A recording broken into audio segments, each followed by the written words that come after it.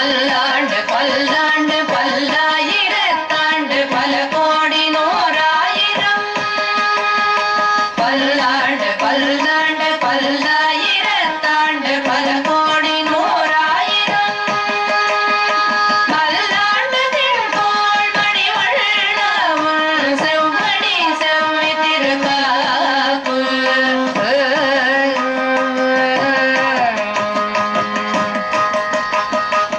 अस्मत्गुरुसमारम्भां यतिशेखरमध्यमां लक्ष्मीवल्लभपर्यन्तां वन्दे गुरुपरम्पराम् ஆழ்வார்கள் வாழி அருளிச் செயல் வாழி தாழ்வாதுமில் குறவர்தாம் வாழி ஏழ்வாறுமுய்ய அவர்கள் உரைத்தவைகள் தாம் வாழி செய்யமறை தன்னுடனே சேர்ந்து திவ்ய தேச அனுபவத்தை செய்ய தொடங்கிய பெரியாழ்வார் திருமாலிருஞ்சோலைக்கு அடுத்தபடியாக திருக்கோட்டியூரை அனுபவிக்கின்ற பதிகம் பெரியாழ்வார் திருமொழியிலே 4ஆம் பத்திலே 4ஆம் திருமொழி. அதிலே முதல் 5 பாசுரங்களிலே அந்த திருக்கோட்டியூரிலே வாழுகின்ற ஸ்ரீவைஷ்ணவர்களுடைய பெருமை என்ன, அந்த ஸ்ரீவைஷ்ணவர்களாலே ஆராதிக்கப்படுகின்ற எம்பெருமான், அந்த எம்பெருமானை நினையாதவர்களுடைய சிறுமை என்ன, இவை இரண்டையுமே சேர்த்து அருளிச் செய்தார். அடுத்தபடியாக 6வது பாசுரத்திலே என்ன தெரிவிக்கின்றார்? திருக்கோட்டியூரிலே இருக்கக்கூடிய ஸ்ரீவைஷ்ணவர்கள் அவர்கள் எப்படிப்பட்டவர்கள் என்று மறுபடியும் அவர்களுடைய பெருமையை சொல்லுகின்றார். என்ன சொல்லுகின்றார்? அவர்கள் எந்த விதத்திலும் ஏதும் ஒன்றுமில்லாதவர்கள், குற்றமே இல்லாதவர்கள் என்று நன்றாக விளக்கமாக தெரிவிக்கின்றார். பொறிகளால் ஏகமுன்னணியாக வண்கையினார்கள் வாழ் திருக்கோட்டியோர்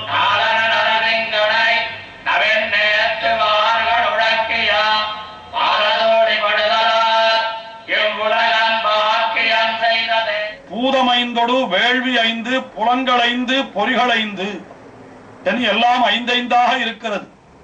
ஸ்ரீவைஷ்ணவர்கள் மட்டுமல்ல, சாமான்யமான மனிதர்களுக்கே இப்படித்தான் இருக்கிறது. பூதம் 5 என்றால் 5 பூதங்களாலே ஆன உடல். இந்த உடல் என்பது நிலம், நீர், நெருப்பு, ஆகாயம் என்றெல்லாம் சொல்லுகின்றோமே, பிருத்திவி, பூமி, அப்படிப்பட்ட பொருள்களாலே ஆனதுதான் இந்த உடம்பு. ஆக முதல்ல பூதம் 5 என்றார். அதற்கு மேலே வேள்வி 5 என்றால் பஞ்சமகா யஜ்ஞம் என்று சொல்லப்பட்டிருக்கிறது.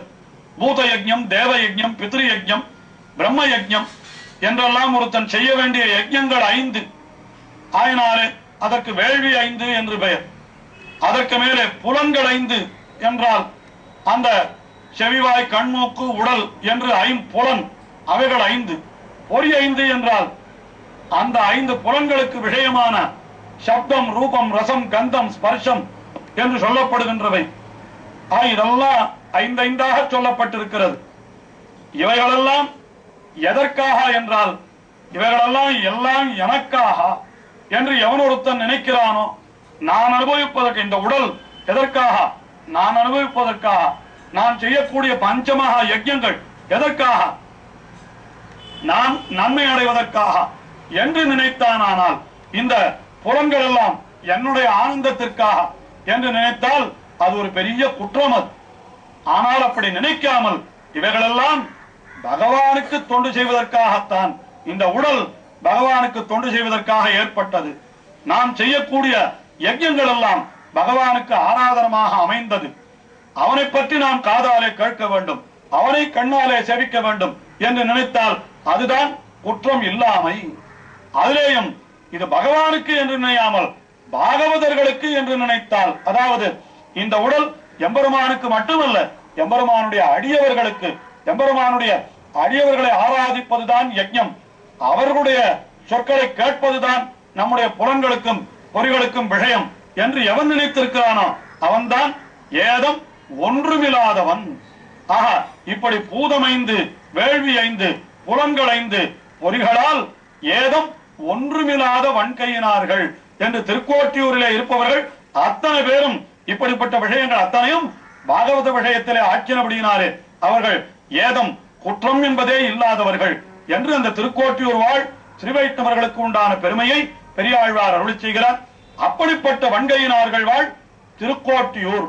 அந்த திருக்கோட்டியூரிலே எழுந்தருளியிருப்பவன் யார் என்றால் நாதனை நரசிங்கனை என்று அந்த எம்பெருமானுடைய திருநாமத்தையே காட்டுகின்றார். அங்கே எழுந்தருளிருக்கிற எம்பெருமானுக்கு சொக்கநாராயணன் என்று பெயர். அவர்தான் நாதன். அடுத்தபடியாக தெற்காழ்வார் என்று அங்கே ஒரு நரசிங்க பெருமானும் எழுந்தருளியிருக்கிறார். அவரைத்தான் நரசிங்கனை என்கிற சொல்லாலே காட்டினார் என்று வியாக்கியானத்திலே காட்டுகின்றார்கள். அப்படிப்பட்ட நாதனை நரசிங்கனை நவின்று ஏத்துவார் என்று அவனை ஸ்தோத்திரம் பண்ணக்கூடிய பாகவதர்கள் யார் யார் இருக்கிறார்களோ அவர்களுடைய பாத தூளிப்படுதலால் இவ்வுலகம் பாக்கியம் செய்தது. அவருடைய திருவடியினுடைய துகள் எங்கெங்கே படுகிறதோ அந்த இடமெல்லாம் பாக்கியம் செய்தது. கீழே 5 பாசுரங்களிலே எம்பெருமானின் நினையாதவர்கள் அவர்கள் பாவகாரிகள் என்றார். மேலே 5 பாசுரங்களிலே எம்பெருமானை நினைப்பவர்கள் புண்ணியசாலிகள், அவர்கள்தான் இந்த உலகத்தையே புனிதமாக்குபவர்கள் என்று சொல்லி அப்படிப்பட்டவர்கள் அவர்களுடைய பாத தூளி படுகிறபடியினால் என்றோ இந்த உலகம் பாக்கியம் செய்ததாக விளங்குகின்றது என்று ஸ்ரீ வைஷ்ணவர்களுடைய ஸ்ரீபாத தூளி, அதாவது அவர்களுடைய திருவடி துகள், தொண்டர் அடி பொடி என்று இதையே தனக்கு திருநாமமாக கொண்டார் அல்லவா ஒரு ஆழ்வார். அதைத்தான் இந்த இடத்திலே பாத தூளி படுதலால் அப்படி எம்பெருமானுடைய திருநாமங்களை வாயார சொல்லுகின்ற அந்த அடியவர்களுடைய பாத தூளி படுகின்றபடியினாலே இந்த உலகம் பாக்கியம் செய்தது என்று அப்படி சொல்லுகின்றார். அடுத்த பாசுரத்திலே அப்படிப்பட்ட ஸ்ரீ வைஷ்ணவர்கள் எந்த இடத்திலே எழுந்தருளி இருக்கிறார்களோ அதே இடத்திலே யார் வசிக்கிறார்களோ அவர்கள் பாக்கியம் செய்தவர்கள். நாம் இருக்கணும்னா எங்க இருக்கணும் தெரியுமோ? கண்ட இடத்திலையும் இருக்கக்கூடாதா. ஸ்ரீ வைஷ்ணவர்கள் எங்கே திரண்டு இருக்கிறார்களோ அந்த ஊரிலே தான் நாம் இருக்க வேண்டும் என்ற பொருளையும் அடுத்த பாசுரத்திலே காட்டுகின்றார் பெரியாழ்வார். கூடியாடி விழா செய்து திறந்து நான் மறையோரிராப்பகல் ஏற்றி வாழ் திருக்கோட்டியோர் அறந்தரமுகில் வண்ணனை கடை கொண்டு கைதொடும் பக்தர்கள் இருந்த ஊரில் இருக்கும் மானிடர் எத்தவங்கள் செய்தார். எம்பெருமானுடைய பெருமையை சொல்லுகிறார். எம்பெருமான் எப்படிப்பட்டவன்? குருந்தம் ஒசித்தான். கிருஷ்ணாவதாரத்திலே ஒரு அசுரன் குருந்த மரத்திலே ஆவேசித்திருந்தான். ஏனென்றால் கண்ணனுக்கு குருந்த மரம் என்றால் மிகவும் பிடித்திருக்கும். அடிக்கடி அதன் மரத்தின் மீது ஏறுவான். அதனால ஒரு அசுரன் குருந்த மரத்தினுடைய வடிவிலே வந்தான். ஆனால் கண்ணபிரான் தெரிந்து கொண்டு அவனை அழித்து விட்டானாம். அப்படி குருந்தமும் நொசித்தான் என்றால் இது எம்பெருமானை சொல்லுகின்றது. அப்படிப்பட்ட எம்பெருமானோடும் கூடியாடி விழா செய்து என்று அவனோடு கூடி ஆடுகின்றது என்ன, அவனுக்கு விழா செய்வதென்ன? இப்படி திருந்து நான்மறையோர் என்று, நான்மறை என்னால் வேதம், அந்த வேதத்திலேயும் திருந்து நான்மறை என்றால் என்ன தெரியுமோ? அந்த எம்பெருமானுக்கு உகந்த அடிமையை செல்தல். அதாவது வெறும் வேதத்தை மட்டும் ஓதுவது என்னால் அது உயர்ந்த விஷயம் அல்லவா. அந்த வேதத்தை எம்பெருமானுடைய திருவுள்ளத்திற்கு பாங்காக அவன் திருமுன்பே ஓதினால் அதுதான் திருந்து நான்மறை என்று சொல்லப்படுகின்றது. வெறுமனே வேதத்தை ஓதுவதை காட்டிலும் எம்பெருமானுக்கு திருவுள்ள பாங்காக அவனுக்கு அவனுடைய திருமுன்பே அல்லது அவனுக்கு பின்புறத்திலே புறப்பாடுகள் நடைபெறுகின்ற பொழுது பின்னாலே வேதபாராயணம் செய்து கொண்டு போவது என்று வழக்கம் உண்டு.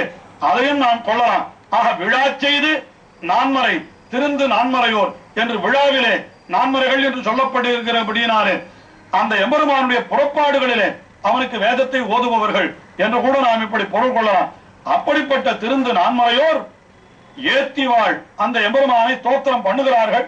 அப்படிப்பட்ட திருக்கோட்டியூரிலே கருந்தட முகில் வண்ணன், கரிய மேகம் போன்ற வடிவை உடையவனான அந்த எம்பெருமான், அந்த எம்பெருமானை கடை கொண்டு கைதொழும் பக்தர்கள் அந்த எம்பெருமானிடத்திலே போய் அவனை பற்றி கொண்டு அவனையே தங்களுக்கு எல்லாமாக நினைத்து அப்படி கைதொழும் பக்தர்கள், அப்படிப்பட்ட பக்தர்கள் இருந்த ஊரில் இருக்கும் மானிடர் எத்தவங்கள் செய்தார்களோ, என்ன தவம் செய்தார்கள், என்ன தவம் செய்தார்கள்.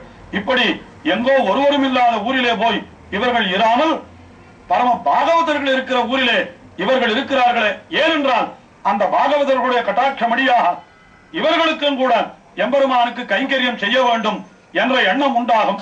அந்த எண்ணத்தினாலே இவர்களும் கூட பரம பாகவதர்களாக ஆகிவிடுவார்கள் என்று நாம் நினைக்கும்படியாக அப்படி இருக்கிறபடியினாலே ஒரு பாகவதனுடைய அபிமானத்திலே ஒதுங்கினால் நமக்கும் அந்த பாகவதத்துவம் என்பது வந்து சேரும் அல்லவா. ஆகினாலே இவர் என்ன தெரிவிக்கிறார்? அந்த கருந்தட முகில்வண்ணனாம் எம்பெருமான், அந்த எம்பெருமானை கடை கொண்டு கைதொழும் பக்தர்கள், பக்தர்கள் இருந்த ஊரில் இருக்கும் மானிடர் என்று, பக்தர்கள் இருந்த ஊரிலே இருக்க வேண்டும் என்று அப்படி நாம் நினைக்க வேண்டுமா? அதனால்தான் அந்த காலத்தில் இருப்பவர்கள் எல்லாம் வசிக்க வேண்டும் என்றால் அது எம்பெருமானுடைய திருவுள்ளத்திற்கு பாங்கான ஒரு திவ்ய தேச வாசம் என்று அதிலே இருக்க வேண்டும் என்று ஆசைப்படுவார்கள். எம்பெருமானாரும் கூட தான் இறுதி காலத்திலே, அதாவது ஒரு கடைசியாக திருநாட்டுக்கு எழுந்தொழுவதற்கு முன்னமே தன்னுடைய அடியவர்களுக்கு அவர் சில நல்வார்த்தைகளை கூறி சென்றார். அப்படி அருளி செய்தவை 6 வார்த்தைகள் என்று சொல்லப்படுகின்றன. அந்த 6 வார்த்தைகளிலே அவர் கடைசியாக அருளி செய்த வார்த்தை என்னன்னா, திருநாராயணபுரத்திலே ஒரு குடில் கட்டி கொண்டு வசிப்பது, எதிகிரி தட்டே குட்டீரே நிவசயத்து என்று ஒரு திருநாராயணபுரத்திலே குடில் கட்டி கொண்டு வசிப்பது என்று தெரிவித்தார். ஏன் திருநாராயணபுரத்திலே குடில் கட்டிக்கொண்டு என்னாலது திருநாராயணபுரம் என்று ஒரு திவிதேசத்தை சொன்னது சகல திவிதேசங்களுக்கும் பொருந்தும் என்றே கூட நாம் கொள்ளலாம். ஏனென்றால் அப்படி ஒரு திவிதேசத்திலே நாம் அப்படி குடில் கட்டிக்கொண்டு இருந்தோமானால் அங்கே இருக்கிறவர்களுடைய ஒரு ஸ்ரீ வைஷ்ணவருடைய அபிமானத்திலே ஒதுங்குகின்ற பேரும் நமக்கு கிடைக்கும். ஆகினாலேதான் அப்படி அருளி செய்தார்.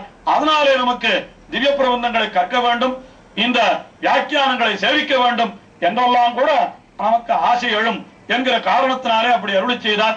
அதற்கு மூல காரணம், அப்படி எம்பெருமானார் ஸ்ரீ ராமானுஜர் அருளி செய்ததற்கு மூல காரணம் என்னவென்றால், இங்கே பெரியாழ்வார் அருளி செய்த இந்த அருளி செயல்தான் என்றே கொள்ளலாம். அதாவது கை கொண்டு அந்த எம்பெருமானுடைய திருவடிகளை பற்றி கொண்டு இருக்கக்கூடிய பக்தர்கள் இருந்த ஊரில் இருக்கும் மானிடர் என்று, பக்தர்கள் இருந்த ஊரில் இருக்கும் மானிடர் எத்தவங்கள் செய்தார்களோ என்று, எத்தவங்கள் செய்தார்களோ, என்ன தவத்தை செய்திருக்கிறார்கள் அவர்கள் என்று அவர்களை கொண்டாடுகின்றார் பெரியாழ்வார். இப்படி பெரியாழ்வார் திருக்கோட்டியூரிலே இருக்கக்கூடிய ஸ்ரீ வைஷ்ணவர்களை கொண்டாடினதோடு மட்டுமல்லாமல், அந்த திருக்கோட்டியூர் ஸ்ரீ வைஷ்ணவர்கள் இருக்கிற ஊரிலே இருக்கிறவர்கள் என்ன பாக்கியம் செய்தார்களோ என்று இப்படியெல்லாம் போற்றுகின்றார். இந்த அனுபவம் இன்னமும் தொடர்கிறது. அடுத்த நிகழ்ச்சியிலே பார்ப்போம்.